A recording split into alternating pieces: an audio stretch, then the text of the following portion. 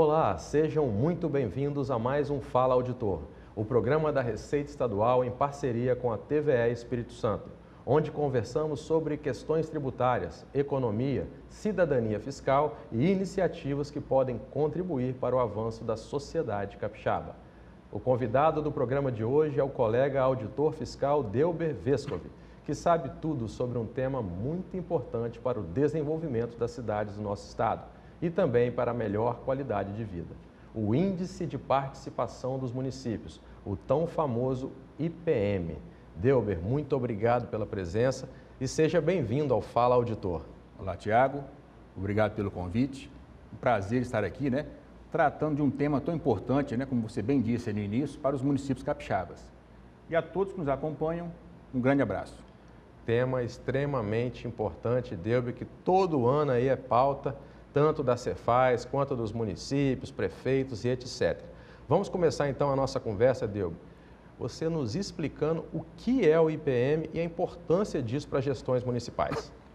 Bem, o IPM é um coeficiente, calculado pela Receita Estadual, a Cefaz, com base em determinados critérios estabelecidos na Constituição Federal e também na Lei Estadual 11.227/2020. Essa legislação, ela tem lá, estabelece os indicadores que vão compor o IPM, Um indicador, por exemplo, aqui, a atividade econômica, o valor adicionado fiscal é um indicador, inclusive, de maior peso dentro desse cálculo aí. Outros indicadores nós temos a atividade rural, o tamanho da área do município, a quantidade de propriedades rurais e ainda, o indicador mais novo, que é o IQE, que é o Índice de Qualidade Educacional, que foi introduzido aqui no Estado pela Lei Estadual e já a partir do ano passado ele está embutido dentro do cálculo do IPM. Outro detalhe, Tiago, é que nem toda a arrecadação, obviamente, vai ser repassada aos municípios. Conforme estabelece a Constituição Federal, 25% do ICMS é repassado aos municípios com base no IPM. O IPM, ele é calculado anualmente, para o repasse do ICMS no ano seguinte. Então, você aplica o IPM sobre a arrecadação de ICMS e o resultado disso você passa para o município capixaba. Então, nós agora, em 2025, iremos calcular o IPM com base em dados do ano anterior, no caso 2024, calcula-se agora para impactar na arrecadação do município a partir de 2026. 2026, exatamente.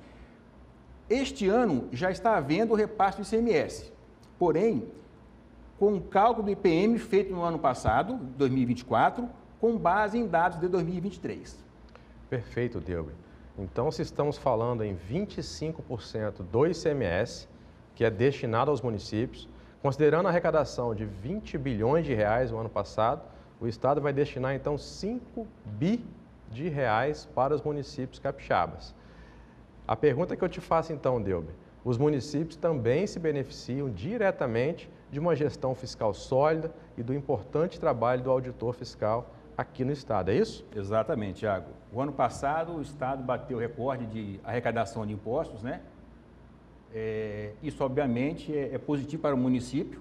Quanto mais se arrecada de ICMS, maior é o repasse para o município de acordo com a sua cota dentro do IPM. De outra forma, Tiago, quando você não tem uma gestão eficiente, e a título de exemplo, você arrecada menos imposto, menos ICMS, o impacto ele é imediato. O repasse do ICMS, o IPM, ele é feito diariamente. Então, se cai a receita, o município de imediato sente isso. Da mesma forma, se tem uma gestão eficiente, a arrecadação do ICMS aumentando, isso é bom para o Estado e também para o município. Excelente, Delber. E você comentou na sua primeira resposta sobre o IQE, o Índice de Qualidade Educacional. É uma novidade no IPM aqui no Estado, no Brasil todo. Eu queria saber a importância e qual o impacto dentro desse índice para os municípios, como que os municípios têm que estar atentos a essa questão. Bom, Tiago, o IQE, chamado aqui no Estado de IQE, é o Índice da Qualidade Educacional. Ele foi introduzido pela Emenda Constitucional 108/2020, que alterou a Constituição, artigo 158, parágrafo 1º, inciso 2, e a partir de então, dentro do cômputo do IPM, no mínimo deve-se considerar 10% para efeitos da qualidade educacional, ok? O IQE atualmente, né, na verdade, no cálculo do IPM do ano passado, já foi considerado IQE em 10%, né? Só que esse ano vai haver um acréscimo nesse percentual, vai passar a 12%. Já a partir do ano de 2026, o IQE é 12,5%. Então, ele realmente é impactante para o município. Nós temos alguns insumos que geram as informações do IQE, né? A título de exemplo, o resultado na língua portuguesa, matemática, a frequência escolar, tudo isso, Tiago, é obtido pela SEDU. A SEDU gera essas informações, ok? Uma vez que ela encontra o resultado do IQE por município, ela repassa para a Cefaz e a Cefaz insere dentro do cálculo do IPM. Se você considerar que em 2024 o Estado arrecadou de ICMS 20 bi, né, foi o caso, um quarto disso vai para os municípios e 10% no cálculo, o último cálculo feito do IPM, né, 10% se refere a IQE, nós estamos falando aqui de 500 milhões de reais para serem distribuídos aos municípios, considerando apenas esse indicador. Se você tem uma divisão igualitária, ou seja, se o município consegue atingir as metas iguais, estamos falando aí, dentro do cálculo do IQE, né, estamos falando de a média de 6 milhões de reais para o município, cada município, né, considerando o índice de qualidade educacional. Valores significativos, Diego. 500 milhões de reais, só considerando o IQE, eu creio que seja um estímulo importante para que os municípios avancem e melhorem a educação municipal. E gostaria de aproveitar também, Delber, e perguntar, a título de curiosidade, para todos aqueles que estão nos acompanhando, quais foram os 5 maiores IPMs aqui no estado nesse ano e a que você deve esse fator? Tá. Tiago, nós tivemos agora o IPM publicado no ano passado, onde a Serra aparece em primeiro lugar, com 14% do IPM, né? Mais ou menos 14%.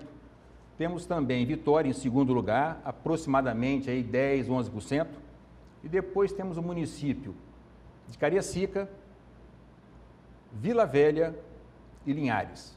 Se nós tivermos hoje 14% a título de IPM, com base na arrecadação do ano anterior, estamos falando aí de 700 milhões de reais para o município de Serra e 550 mais ou menos para a Vitória. E, na verdade, é uma novidade, né, esse resultado, esse ranking, né, com o município de Serra em primeiro lugar. A Serra, ela assumiu o posto em primeiro lugar no IPM publicado em 2023 e em 2024. Ela assumiu essa posição de Vitória. E eu concluo, Tiago, que essa posição da Serra atualmente é em razão do crescimento da atividade econômica naquele município. É notório hoje, né, que a Serra atrai muitos estabelecimentos, muitos contribuintes, e esses contribuintes eles têm uma significativa receita, né, operações que vão impactar, conforme eu disse, no cálculo do IPM. Delber, então, fica claro aqui que os municípios têm um papel importante, têm um dever de casa a ser feito, porque a atividade econômica, né, que é gerada ali em cada município, ela tem um fator determinante no cálculo do IPM. Eu acredito que os municípios têm que estar cada vez mais atentos a isso. E te pergunto, Delber, né, na sua opinião, os municípios devem seguir promovendo a atividade econômica, crescimento, fomentando isso em toda a sua região ali geográfica? Tiago, vou te dar um exemplo aqui da importância da atividade econômica no município, né? A questão da atividade econômica, ela tem um peso de 75% no cômputo do IPM. 75%. E como é que você calcula isso, né? A gente chama de valor adicionado fiscal. Um determinado contribuinte, ele adquire ao longo do ano, exemplo aqui, né? R$1 milhão em mercadoria. Ok. E as vende por 3 milhões. Ele vai ter uma diferença positiva de R$2 milhões. A gente chama isso aí de valor adicionado fiscal. O famoso VAF. Exatamente. Então, você pega de todos os contribuintes a nível de Estado, né? E vai somar isso aí. Vamos imaginar aqui que a soma desse valor adicionado dê 200 bilhões de reais no Estado. E um determinado município contribuiu com 20 bilhões de reais. Então, ele conseguiu 10% da atividade gerada, ok? Perfeito. Você vai aplicar 10% sobre 75%. Então, apenas com esse indicador aí, você vai ter 7,5% do IPM. Você vai juntar aos outros indicadores e esses indicadores irão compor o IPM. Importantíssimo, então, isso, né, Delber? É um assunto que a gente poderia aqui fazer uns 3, 4 programas, mas o tempo não nos permite isso hoje. Gostaria de agradecer a sua presença, Delber, mais uma vez aqui conosco, trazendo informações relevantes, e podemos dizer que é uma responsabilidade compartilhada entre o Estado e os municípios, que têm o dever de investir em ações para o desenvolvimento econômico e social em uma gestão fiscal cada vez mais eficiente. E, claro, sem esquecer da transparência. Por isso, se você, cidadão, quiser acompanhar a evolução do IPM no seu município, ano a cada ano, é só consultar as informações no site da Secretaria da Fazenda, em cefaz.es.gov.br. Mais uma vez, meu amigo, muito obrigado pela presença. A caneca do Fala Auditor é um presente para você. Então eu fico por aqui, mas continuem conosco, pois na sequência temos o quadro Receita Informa, que hoje traz uma dica importante para os contribuintes optantes pelo Simples Nacional. Um grande abraço e até o próximo programa. Tiago, o recado vai para os MEIs do comércio, indústria e transporte. Já estão valendo as novas regras para preenchimento de notas fiscais. Agora, quem atua nesses setores precisa incluir o Código de Regime Tributário, o CRT de número 4, ao emitir notas fiscais. A alteração não afeta MEIs prestadores de serviços. Antes da mudança, os microempreendedores individuais utilizavam o CRT1, assim como outras empresas inseridas no regime Simples Nacional. Agora, contam com um código exclusivo para eles, o CRT4. A mudança vale para todo o país e tem como objetivo melhorar o controle fiscal e a conformidade tributária dos MEIs. Se tiver alguma dúvida no preenchimento, você já sabe. Acesse o site da Secretaria da Fazenda em cefaz.es.gov.br e clique em Fale Conosco. Uma ótima semana a todos e até o próximo Fala Auditor.